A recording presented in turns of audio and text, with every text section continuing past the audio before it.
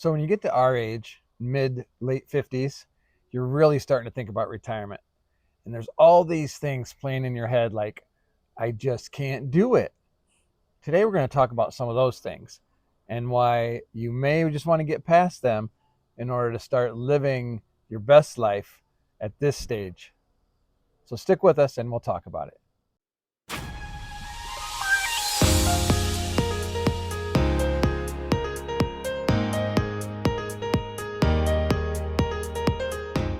Hi, I'm Rich. And I'm Robbie, and you found our channel before it's too late. So on our channel, we're just trying to speak to people around our age that might be having the same kind of thoughts that we're having. And this time we're going to talk about our look on retirement, I guess, or as we're looking at our not too distant future, what are some of the things that are keeping us from making the decision that it's time to go? And we're going to talk about some of those. So if you like what we're saying, or if you agree with us, or if you just resonate with what we're talking about, it would be great if you'd like the video, subscribe to our channel, and leave a comment for us. We'd really like to know what you're thinking, and maybe there's stuff that we're not thinking about that you can point out to us. So we'd like to get that feedback from you. And of course, also hit that notification bell so that you know when videos like this come out in the future. All right. So the first thing that we're going to talk about is what you hear all the time when you're our age and you're thinking about retiring, or you're talking to your friends about, hey, what's retirement going to look like? People say, I'm afraid I'm gonna be bored. yeah, Robbie is stuck on this. So tell us why you think you're going to be bored. I don't know. I mean, it's just something that constantly goes through my head. I've I'm a go-getter. I don't like to sit still. I like to have a schedule. I like to be busy. And I think maybe too, as a nurse, I've invested so much time in caring for others and doing things for others, almost like that's kind of part of my identity. And so then when I retire from that, then it's like, okay, well, now what? Well, we talked about this in a video that we did early on, like Yeah. earlier this summer, about preparing yourself for the eventuality that you're going to be retired by looking for things to take your Yeah. time up while you're still working. And I'll be honest with you, I don't really have this fear. I don't, He I'm doesn't. not worried about being bored.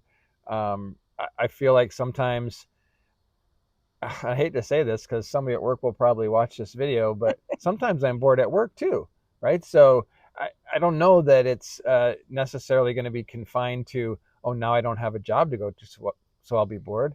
I actually think I'll have more opportunities to do more things that I really enjoy.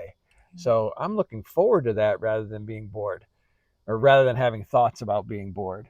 But there are some things that do kind of worry me about in this area, kind of, and that's because people that are our age, retiring for me would be around 60, is early retirement. Right. So most of our friends will still be working. Right. So I'm not going to be able to count on them to kind of fill my time and help me to not be bored. So I need to be ready to do some other things, and I'm there, but Yeah. I just think it's a difference in our personalities. You're very content in just being still and going with the flow. And I'm just more of a structure person. And so I think it's just both of us need to find kind of that happy medium. And I'm not saying that I can't find it because I'm pretty sure I can, but I would also be lying if I didn't admit that those thoughts do go through my head like, how am I going to fill all my time? Like, what am I going to do? And you, what goes through my head is the fear of being bored worth not having that extra time to fill with what you want yeah, because you're still working. yeah, We've talked before about how much time we realistically have left, right, about right. how much time that you're going to be healthy in your Mhm. retirement years. And I look at it like the earlier I can retire at this point, the more healthy years of full activity I have in front of me. Right. I think another thing too that goes through my mind is I actually do enjoy working. And I think that I feel like I'm contributing to society by working. And so I kind of hold back thinking, it goes through my head that in retirement, then, well, what am I contributing? And so I kind of do a little battle with that. And I don't like, I mean, don't I like my job. I Yeah. really like my job and I like the people I work with, but I also think I've put in enough time. Like I've done enough now, and maybe I've done my share of contributing to the working world. Maybe it's time that I can contribute to another section of the world, whether that's, maybe it's even through this channel. I'll have more time to be able to do this, Yeah. or trying to connect people to church. When I'm not working, I'll have more time to volunteer and maybe spend some time bringing people into a relationship with God. Right. There are things that I think I can do to contribute to society besides work. And if I have the freedom to do those things, and again, the health to do them, Yeah. and Right. then the additional time to do them, I don't feel like that's something that's going to impact me enough to make me say I'm going to keep working. Right. Yeah, it's helped me too to hear like Rich talk about a lot of this because it gives me a different perspective on it. And like I do volunteer already now um, at a food pantry, and that definitely I come away from that every time that I do that with kind of a feeling like I am contributing. So I kind of have to just wrap my mind around that I'm going to contribute in a different way, other than like Rich said, I'm not going to be maybe contributing to the workforce, but there's a lot of other things I can contribute my time to and still feel valued. And I think there is, in this area, there's some introspection that needs to happen Yeah. too. So when you're saying, I really like my job and I'm contributing to society, is that your ego speaking and Yeah. thinking that maybe you're doing such good work that other people won't be able to fill your shoes? Right. And let's just be honest. You leave 2 weeks later, they've got somebody to take your spot, Right. and within a couple of months, they're probably like, "Who was the guy that used to be here before?" Yeah. Right? Yeah. So, I mean, don't let that be a thing that keeps you there if you're ready to go. I mean, I'm not. Some people truly do find a lot of identity from their work, and leaving may be horrible for them. So if you're one of those people, okay, but don't. I guess I'm not. Yeah. I don't worry about that, Yeah. and I think that the idea that your work is how you can best contribute to society needs some self-examination. Okay, a big piece, a really big piece for everybody is, do I have the finances to be able to retire?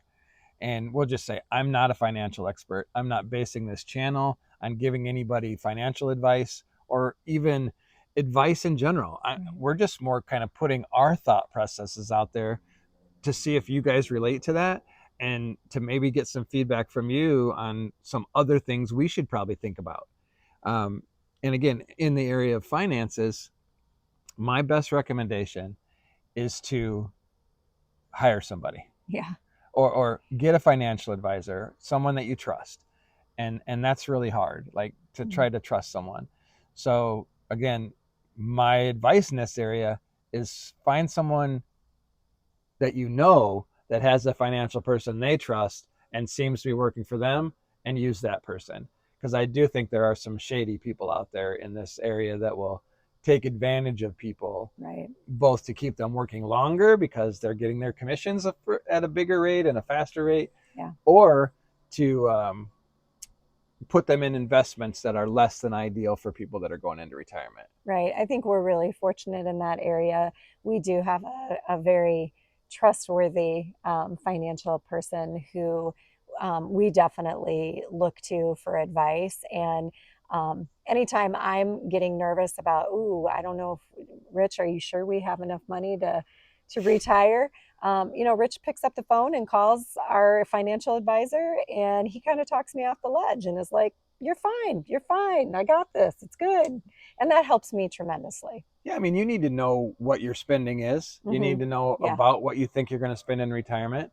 And Yeah. I think some of the things you really need to keep in mind is those first dozen or maybe 20 years, if you're lucky, after retire, that's when you're going to spend the most of your money. And I think there's a lot of people who think, I got to have X amount of dollars from the day I retire till the day that I I die. till the day I die. Hmm. And the fact of it is, I've heard people say the first few years or the first several years after retire are your go years, Right. because you're trying to enjoy your retirement. You're out there traveling, you're doing the things that you weren't able to do when you had a job. And then you go through a period that they call the slow go years, because maybe your health starts to impact your ability to do all the things that you want to do, and because of that, you're not spending as much, or maybe your spending is more towards some health related issues, but in general, it's not spending as much, and you're not doing the things that you dreamed about doing in retirement because you Right. can't do them. Right. And then the last years are your No no-go go. years Right. because, I mean, let's be honest. I mean, if you're 85, there's very few 80 to 85-year-olds that are out there just go, go, go, go, go. I mean, we're lucky. We have some parents that are still in that age group and they are going, Yeah. but that is not the norm. Right. And, if you're going to play the game, if you're going to a financial advisor and they're telling you, here's the probabilities, they're telling you that by the time you're 85, 90, you're not spending a lot of money Right. because you're not going. You're Right. just sitting at home. I don't want to say you're waiting for the inevitable, but that's what happens. And it's just something that you have to be honest with yourself when you're thinking about, is it time to go now? Right. What's the horizon look like? Mm-hmm. How far away is it? And again, financially, I think people worry a lot about it, justifiably. That's where you need to get somebody out there that's going to be honest with you and straight and say, no, you can do this, or you need to work a couple more years. Right. All right. So the last thing, and it is playing a part in our decision right now, Yeah. is especially if you're going to retire before 65, is what are you going to do about healthcare? Right. And it is expensive. And I've done some internet sleuthing on what that's actually going to cost us. And again, our financial guy has kind of gave us an idea what it's going to cost us. Yeah. And it is expensive. There's no other way around it.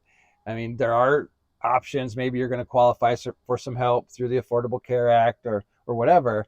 But at the end of the day, you can go out and buy insurance. Right. So you don't have to stay working just because you're getting insurance through your employer. Right. And I'd say we're kind of planning for the worst case scenario. And what we've been told is, at today's day and age, plan for $25,000 a year to go to healthcare premiums. Right. Until you turn 65. Basically $1,000 a person per month until you turn 65. Ouch. And yeah, that's definitely painful. Yeah. But then again, when we're thinking about that in terms of can we afford to retire, Right. it's one of those things, okay, well, if I'm going to retire when I'm 60 and I don't get Medicare till I'm 65, there's 5 years I have to pay for that extra. But that's 5 years that I can do stuff. Yeah. Right? That I can travel, that I can do that. And yeah, I'm going to have to pay for insurance. Right. But, if I wait that extra 5 years,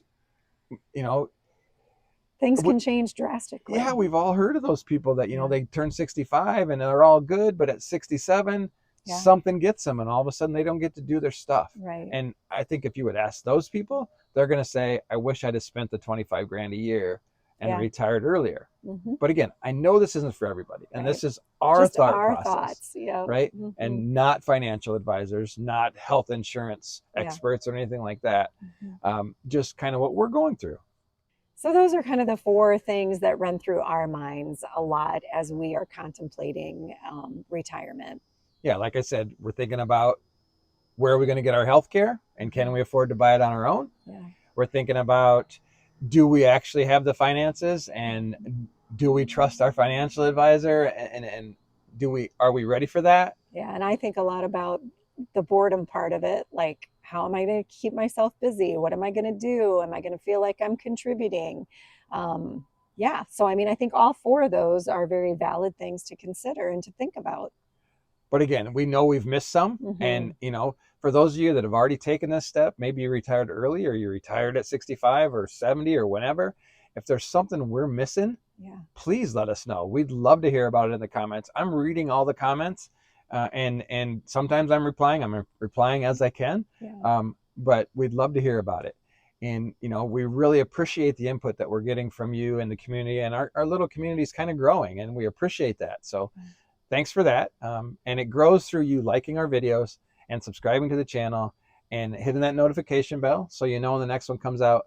And I think it probably grows the best by leaving a comment, having those comments and showing YouTube that this is a topic that's worth recommending to people, and that there's people out there like us that are going to YouTube and saying, what are other people in our age bracket going through and what kind of decisions are they having to make and how are they getting there? So again, we really appreciate you watching. Thanks for watching, And and God God bless. bless.